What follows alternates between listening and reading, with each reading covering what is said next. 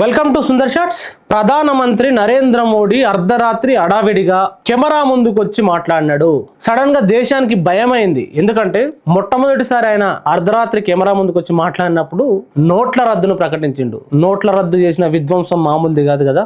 రెండోసారి కోవిడ్ సందర్భంగా అర్ధరాత్రి కెమెరా ముందుకు వచ్చి ఒక సందేశం ఇచ్చిండు. ఆ తర్వాత జరిగిన లాక్డౌన్, ఆ పరిణామాలు, ఆ బాధలన్నీ ఇంకా దేశం మర్చిపోలేదు. సడన్ గా 23వ తారీఖు అర్ధరాత్రి నరేంద్ర మోడీ 2 నిమిషాల వీడియో మాట్లాడినాడు. అందులో చాలా క్లియర్ గా నీట్ పరీక్ష పేపర్ లీకేజీ కారణంగా జరిగిన నష్టాన్ని ప్రస్తావించిండు. నిజంగా నీట్ పరీక్ష పేపర్ ఎప్పుడు లీక్ అయింది?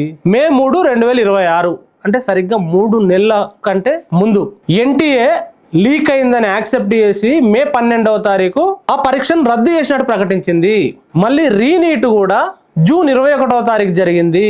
ఆ రీనీట్ ఫలితాలు జూలై 16వ తారీఖు వచ్చినాయి. ఇగో ఇన్ని నెలలు గడిచిన తర్వాత మొట్టమొదటిసారి ప్రధానమంత్రి నరేంద్ర మోడీ గారు నీట్ పేపర్ లీక్ అయింది అని ప్రస్తావించడం నిజంగా హర్షించదగ్గ విషయమే. ముఖ్యంగా మోడీ గారు మాట్లాడిన 2 నిమిషాల వీడియో కూడా స్క్రిప్ట్ చూసుకుంటా చదివిండి అని చెప్పేసి చాలా మంది దొరకబట్టి ఈ వీడియోను సోషల్ మీడియాలో బాగా వైరల్ చేస్తున్నారు. సరే, ఆయన స్క్రిప్ట్ లేకుంటే ఎప్పుడు మాట్లాడాడు కానీ ఆ స్క్రిప్ట్ లో కూడా ఒక తప్పు దొరికింది.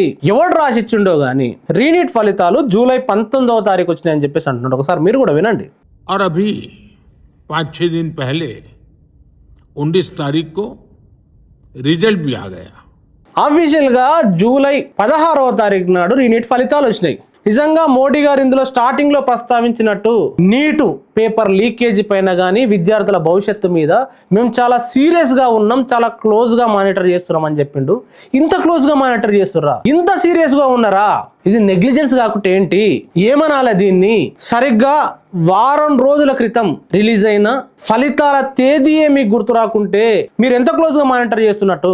అది పక్కన పెడితే కొండంతా రాగం తీసి పాస్ 1ల పాట వాడినట్టు 2 నిమిషాలు మాట్లాడి విద్యార్థులకు పనికొచ్చి ఒక్క మాటనన్నా మాట్లాడినారా? ఒకటి ఫాస్ట్ ట్రాక్ కోర్టులు ఏర్పాటు చేస్తామని చెప్పారు. నిజంగా ఆహ్వానించదగ్గదే అది. కానీ విద్యార్థులు ఏం కోరుకుంటున్నారు? విద్యార్థి ఉద్యమం ఏం కోరుకుంటుంది? విద్యా వ్యవస్థ ఇంత భ్రష్టు పట్టడానికి, నీట్ పరీక్ష పేపర్ లీక్ కావడానికి, రద్దు కావడానికి, ఈ విద్యా వ్యవస్థలో వైఫల్యాలకు బాధ్యత వహిస్తూ కేంద్ర విద్యాశాఖ మంత్రి ధర్మేంద్ర ప్రధాన్ రాజీనామా చేయాలని కోరుతున్నారు. రెండోది, నీట్ పరీక్ష కారణంగా ప్రాణాలు తీసుకున్న 21 మంది విద్యార్థుల కుటుంబాలకి ఒక్కో కుటుంబానికి ₹1,00,00,000 నష్టపరిహారం ఇవ్వాలని కోరుతున్నారు. దాని గురించి ప్రస్తావించలే.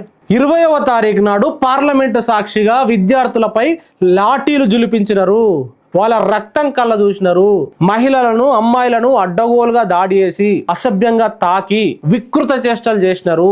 ఆ అంశాల గురించి చిన్న మాటనైనా మాట్లాడతాడేమని విద్యార్థి లోకం ఎదురు చూసింది. ఒక్క మాట మాట్లాడలే. పేపర్ లీక్ పట్ల సీరియస్ గా ఉన్నాం, 2 నెలల నుంచి భారీగా కసరత్తులు చేస్తున్నాం అని వాళ్ళ సొంత డబ్బా కొట్టుకోవడానికే 2 నిమిషాల స్క్రిప్ట్ సరిపోయింది తప్ప విద్యార్థులు కోరుకున్న ఒక్క మాట కూడా ప్రధానమంత్రి నరేంద్ర మోడీ మాట్లాడలేదు. ఈ రోజు మధ్యాహ్నం కేంద్ర మంత్రులు జేపీ నడ్డా, జితేంద్ర సింగ్ విద్యార్థి నాయకులతో చర్చలు చేశారు. విద్యార్థుల తరపున కాక్రోచ్ జనతా పార్టీ ప్రధాన లీడర్లు సౌరభ్ దాస్, శశాంక్ వీళ్ళిద్దరూ వచ్చినారు. 1.5 గంటల పాటు చర్చలు చేసినారు. వీళ్ళు చాలా క్లియర్ గా ధర్మేంద్ర ప్రధాన్ రాజీనామాను, నష్టపరిహారాన్ని, అదేవిధంగా కేసులు ఎత్తేయాలని చాలా క్లియర్ డిమాండ్లు పెట్టినారు ముందు. నిజంగా ఈ విద్యార్థి నాయకులు దేశద్రోహులు అయితే, వీళ్ళు పాకిస్తానీ సపోర్టర్లు అయితే, ఖలిస్తానీ సపోర్టర్లు అయితే ఎందుకు వీళ్ళతోటి కేంద్ర మంత్రులు చర్చలు చేసినారు? కేంద్ర మంత్రులు దాకెందుకు? ప్రధానమంత్రి నరేంద్ర మోడీ నిన్న అర్ధరాత్రి చైనా ఏజెంట్, మీరు చెప్తున్న చైనా ఏజెంట్ సోనం వాంగ్చుక్ ఆరోగ్యం బాగుండాలి, ఆయన త్వరగా వెయిట్ గెయిన్ కావాలని చెప్పేసి ట్వీట్ చేసినాడు.